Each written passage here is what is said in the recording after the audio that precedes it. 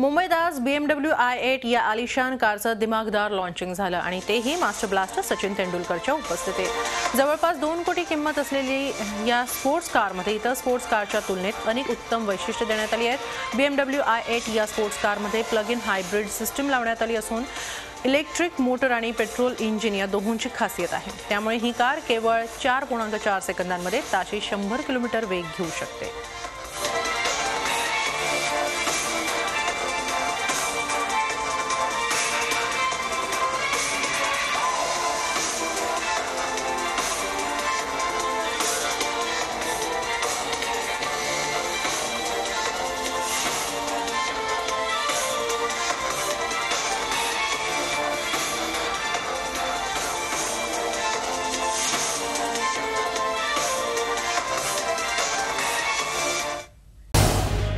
झी 24 तास रहा एक पाऊल पुढे।